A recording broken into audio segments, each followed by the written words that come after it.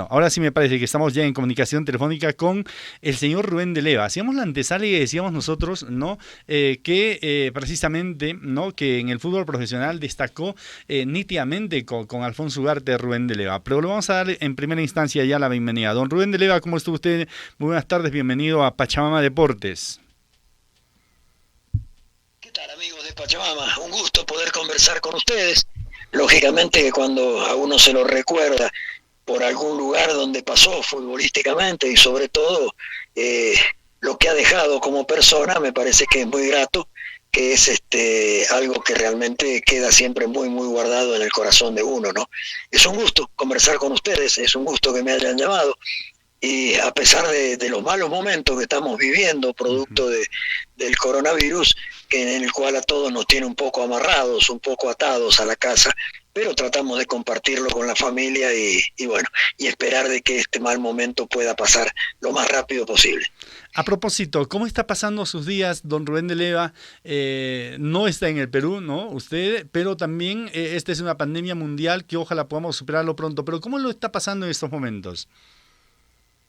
Bueno, yo vivo en Santa Cruz de la Sierra, donde normalmente hay una temperatura de 30 grados a la sombra, el día que menos temperatura hace, en una ciudad muy, muy, muy próspera, muy creciente, muy moderna prácticamente.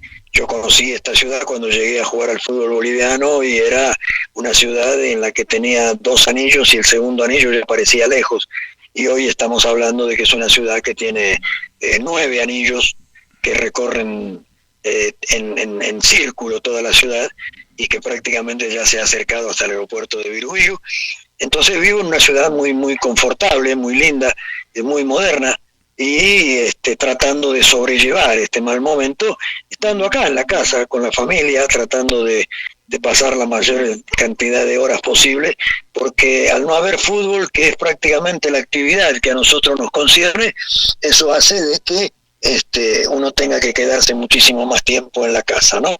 Yo hago radio todos los días, de 6 a 8 de la tarde, 96.7, Radio 1, con el mejor periodista deportivo que hay en Santa Cruz de la Sierra, que es Gary Áñez, y después hago televisión los lunes y los viernes, donde hacemos un programa que dura 90 minutos, se llama Laboratorio Fútbol, donde buscamos que analizar normalmente a lo que concierne al fútbol boliviano, pero como el canal en el cual yo trabajo, es Tigo Sport, es el canal de Tigo, el canal de la Telefónica, claro.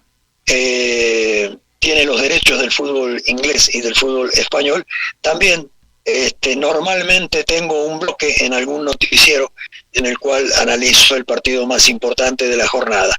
Mi actividad, yo siempre digo, yo no soy periodista, yo le tengo un gran respeto al periodismo y por eso es que yo digo siempre que yo no soy periodista, yo soy un analista de fútbol que con sus conocimientos trata de aportarle en alguna medida a que la gente pueda entenderlo con mayor claridad y con mayor capacidad lo que es el desarrollo de un juego en sí. Ajá. Don Rubén de Leva, a ver, su paso por Ugarte es muy recordado para la gente, para la población aquí, por los exfutbolistas. El día sábado Martín Alemán nos hacía referencia a que usted marcó época, marcó tendencia inclusive, incluso en la forma de vestir, ¿no? Con los futbolistas de esos tiempos en Alfonso Ugarte. ¿Usted lo recuerda al Ugarte? ¿Cómo calificaría su paso por el representativo de la Franja Cruzada? No, un gran momento. Don Jesús Palomino, que era el presidente en esa época, manejaba el club con mucho tacto, con mucha capacidad, con una gran querencia institucional. Y yo creo que llegué como para otorgarle un plus más a ese equipo donde jugaba el gran Arsenio Toledo, que ya no lo tenemos entre nosotros. Pero yo siempre he dicho, mi gran capitán, porque Arsenio era el gran capitán de ese Alfonso Ugarte, ¿no? Con Arsenio Toledo, con el Cholo Ramos, con el Cholo Avendaño, con Perico Romero, con el Michi Calderón, un montón de gente, con Genaro Neira, después que llegó como refuerzo, como Ignacio Peña, que estuvo muy poca temporada, pero que también marcó un momento muy importante como goleador de Alfonso Ugarte.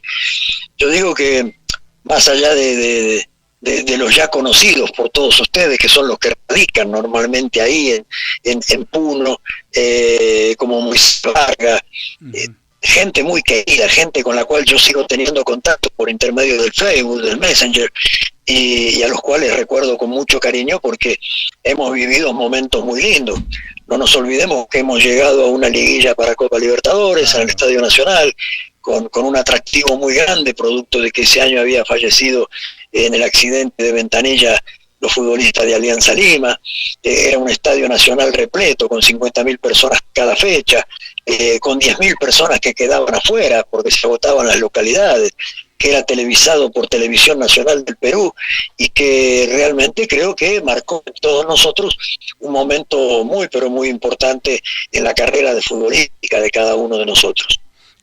¿Cómo se da su llegada al Alfonso Ugarte? ¿Cómo se dan las conversaciones para llegar, sabiendo que Ugarte, digamos, no era un equipo de esos top que pagaban también, que pagaban bien en ese momento, ¿no? Bueno, a ver, yo rescindo contrato a mitad de año con Petrolero de Cochabamba, que era el último equipo con el cual había jugado aquí en Bolivia. Rescindo contrato porque la directiva quiso imponer algunas cosas las cuales yo no aceptaba. Yo preferí quedarme con el pase en mi poder en ese momento e irme. Yo sabía de que no eran muchas las chances, las posibilidades que existían, porque se estaban cerrando todos los libros de pases. Y el último libro de pases en cerrarse fue el del Perú. Me lo encuentra Moisés Barak, que en ese momento era el técnico de Bolívar. Claro. Habían quedado eliminados de la Copa Libertadores con el América de Cali. Me lo encuentro a Moisés en La Paz y Moisés me dice: Rubén, el fútbol peruano todavía no ha cerrado el libro de pases. Yo creo que usted tiene una chance muy grande de llegar al Perú. Bueno, encontré un amigo mío que era peruano, que radicaba en Arequipa, y me dijo: yo te puedo llevar, yo te puedo hacer recorrer por lo menos algunas zonas en las cuales se puede conseguir algo.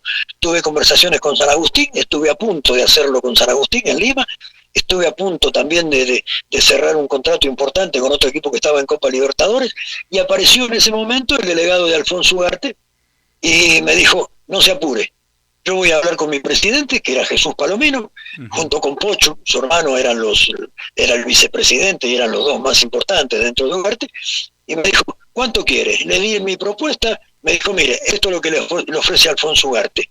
Esta plata se la puede dar en la mano, esto es mensual, y le consiguen una vivienda. Por eso yo vivía en el Hotel Embajador, en lo de los Alemán en ese momento, los Palomino Alemán.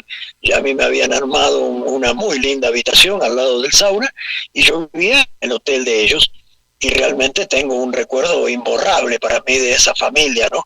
Los recuerdo a todos con mucho afecto, con un gran cariño, porque a mí me brindaron todo lo que se le puede brindar a un profesional. Y yo creo que lo retribuí en alguna medida, todo esto, porque le di un toque más a ese equipo de profesionalismo que tal vez estaba necesitando. Alguien que venía de afuera, que había tenido mucho tiempo jugando en el fútbol chileno, en Deportes La Serena, y que después estuvo un año en Centroamérica jugando Copa de la CONCACAF y Copa de la Confraternidad Centroamericana. Entonces toda esa experiencia yo traté de volcarla en Alfonso Ugarte, y habíamos formado una familia muy linda, en la cual creo que todos nos sentíamos identificados con lo que era en ese momento la familia Palomino y el Club Alfonso Ugarte de Puno, al cual estoy muy agradecido de todos ellos por haberme dado la oportunidad de representarlos en todo el país, y por lo menos creo no haberlo dejado mal. Sin ninguna duda.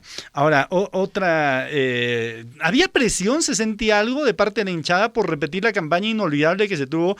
Ya cuando usted llegó pasaron muchos años, ¿no? La temporada 76 en la que se participa en Copa Libertadores. ¿Los dirigentes pedían también algo así? No era tanta la presión, me parece que como ya había bajado en los años que habían pasado, claro. El equipo cuando yo llego estaba en busca de un ascenso, que lo conseguimos ese mismo año. Yo estuve en Ugarte 2 años y algo más, y nosotros hemos perdido un solo partido en Ugarte, hemos perdido en un clásico con Melgar, o sea, prácticamente 2 años y tanto sin que nos ganara nadie en casa. Entonces creo que eso tenía un valor preponderante para que la gente reconozca todo lo que nosotros hacíamos dentro del terreno de juego. Creo que afuera el año que clasificamos, pues clasificamos a 2 liguillas, clasificamos la liguilla para Copa Libertadores y después clasificamos a la otra liguilla B, que se jugó en Matute, que se jugó en Alianza Lima. Y yo creo que nosotros hemos demostrado con todo ese tiempo el profesionalismo que demostrábamos en el día a día, a pesar de que éramos un plantel corto, porque uno después con el tiempo se va dando cuenta de que era un plantel muy corto el que teníamos. No teníamos planteles ni como la U, ni como Alianza, que pueden tener 30, 35 jugadores en su plantilla.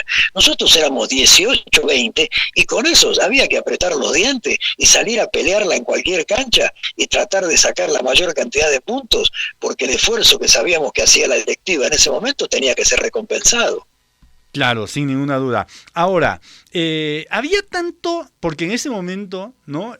Binacional es el que nos representa, está en un torneo internacional, logró vencer al conjunto del Sao Paulo, fue humillado por el River, hay que decir las cosas como son, ¿no? Pero en ese momento, y ahora digo, los futbolistas se quejan mucho. Escuchamos en algún momento de que es inhumano jugar en Juliaca, lo dijo un futbolista de la Alianza, y así por el estilo, gente que trate de menospreciar lo que consigue Binacional. ¿En ese momento con Ugarte ocurría algo similar o eran otros tiempos en los que, por ejemplo, en Copa Perú casi nunca escuchamos esas quejas, ¿no? No. Eran otras épocas, eran otros tiempos. No te olvides que yo jugué aquí, yo jugué en La Paz durante muchos años, en Chaco Petrolero. Claro. Yo no arreglé con Bolívar en la Copa Libertadores cuando fueron con Flamengo y con Gremio, porque hubo un problema con mi pase, y entonces llegó a destiempo. En esa época la Confederación Sudamericana estaba en Lima, Teófilo Salinas era el presidente de la Confederación Sudamericana. Claro. No llegó a tiempo mi pase, entonces al ser rechazado yo tuve que regresar a Chaco, pero yo iba a jugar esa Copa Libertadores, en la cual salió campeón Gremio después, y esa Copa jugaba Bolívar, Blooming, Gremio de Porto Alegre y Sao Paulo y Flamengo. Entonces yo estaba acostumbrado a jugar en la altitud de los 3.600 metros. Para mí no era ninguna novedad. Claro. Yo sabía que había que trabajar mucho para poder responder a las expectativas de lo que el público esperaba. No es fácil, claro que no es fácil, pero hoy la tecnología y la forma de trabajo que se está realizando permite llegar con ciertas posibilidades mayores a las que se llegaban en esa época. En esa época los entrenamientos, si bien nosotros tuvimos la suerte de tener a un adelantado, como el finado Máximo Carrasco Mesa, que hacía unas pretemporadas que te mataban, te dejaban pero de cama, sabíamos que era el bien para todos nosotros, ¿sí? Yo digo un adelantado porque lo que hacía Máximo en esa época no eran muchos los preparadores físicos que llegaban a trabajar como lo hacía él, con ese esfuerzo y ese requerimiento constante al máximo y a la máxima entrega del futbolista sobre el trabajo que se desarrollaba. Entonces yo digo que los tiempos cambiaron. Hoy la tecnología pasó a tener mucha más importancia de la que tenía en esa época, y el jugador hoy es demasiado, ¿cómo te lo podría decir? Nosotros en Argentina le llamamos ñañoso. Es aquel que, ay, me duele la uña, el domingo no juego. Ay, me duele el dedo y yo el domingo no juego. No, porque tengo que ir a los 3.600 y me duele un poquito la cabeza. Nosotros nos olvidábamos de todo eso. Hoy en día el futbolista viaja en avión de cualquier ciudad a cualquier otra ciudad donde tiene que ir a competir. Si yo te digo cómo viajaba Alfonso Ugarte de esa época, viajaba por el altiplano. Nosotros teníamos que llegar a Tacna, yendo todo por el altiplano. Terminábamos bajando en Hilo, ¿sí? Uh-huh. Bajábamos en Hilo y en Hilo llegábamos a Tacna por la costa. Cuando nos tocaba ir a Moquegua, desarrollábamos otra vez todo el trabajo por el altiplano. Íbamos en micro. Vos le pegabas con un puño a la ventanilla del micro a las 3 de la mañana y el hielo caía del otro lado porque quedaba pegado a la ventana. O sea, nosotros hemos pasado cosas feas, cosas difíciles, pero sabíamos que era nuestra profesión y sabíamos que había que apretar los dientes porque esa era la única forma de ser importante, de ser alguien, de querer ganarse un lugar, un espacio en el mundo futbolístico. Uh-huh. De la gente puneña, ¿a quienes guarda recuerdos? No solamente la gente puneña, de sus compañeros con los que hayan apoyado a que Ugarte llegue a disputar esa clasificación, por ejemplo, esa liguilla a Copa Libertadores. Bueno, a ver, tengo muchos contactos. Por decirte, el médico que teníamos en ese momento era Walter Perro. Walter tiene un programa Sí, sí. en televisión. Con Walter estoy en constante contacto por vía Messenger, por el Facebook. El Cholito Avendaño, otro muy querido, muy recordado. Moisés Vargas, Moisés, otro que nos acompañó a nosotros, pero ya en la última clasificación a la liguilla, el Moico no estaba para enfrentarse con lo que requería en ese momento una liguilla para Copa Libertadores. Entonces, como ya físicamente él no se encontraba en condiciones, prefirió dar un paso al costado, pero nosotros lo seguíamos queriendo y lo seguíamos teniendo siempre de la mano de nosotros. Hay mucha gente realmente, a veces nombrarlo a todos no es fácil, pero sí están todos guardados en un rinconcito del corazón de cada uno, porque sabemos del esfuerzo que hemos hecho para poder llegar a donde llegamos. ¿Cuántos años se quedó en Ugarte y luego qué pasó con su carrera, don Rubén? 2 años y medio casi yo estuve en Ugarte, 2 años y 4 meses, una cosa así. No llegaba mi habilitación, yo recuerdo que viajé inclusive por tren, fuimos a jugar a Cusco con Cienciano, y no llegó mi habilitación a tiempo y no pude jugar, pero presencié el partido y me sirvió para saber de qué forma había que moverse dentro del medio de la zona sur, ¿no es cierto? Porque en esa época todavía no se jugaba el descentralizado, había que clasificar para después entrar en el descentralizado, cosa que lo hicimos, cosa que llegamos a esa clasificación. Entonces te diría de que todo lo que yo he vivido ahí me fue sirviendo en la medida de que fui absorbiéndolo y fui tomando conciencia. Después de Alfonso Ugarte, yo me voy a Lima, me voy a Deportivo Municipal, muy poco tiempo estoy en Municipal porque tenía muchos problemas con el finado César Cubilla. César Cubilla había traído en ese momento 3 paraguayos, con los cuales no quisiera hablar mal, pero eran sus hijos putativos, y entonces uno era Juan Ramón Jara, el otro era Carlos Galeano y el otro era Nildo Viera. Entonces en esa época se jugaban 3 extranjeros nada más. Al traer los 3 paraguayos, yo me quedaba afuera. Chicho Espinosa en ese momento tenía una lesión en la rodilla que no podía sostenerse en pie. Sin embargo, tenía que jugar porque el señor Cubilla que tenía que utilizar a sus 3 paraguayos. Entonces llegó un momento que yo hablé con el presidente, con Néstor Andrade, y le dije: Néstor, se va él o me voy yo, así de simple. Y le dije: no voy más a entrenar. Vinieron a buscarme los dirigentes de Municipal, a mi departamento, yo vivía en San Isidro en ese momento. No nos pusimos de acuerdo realmente.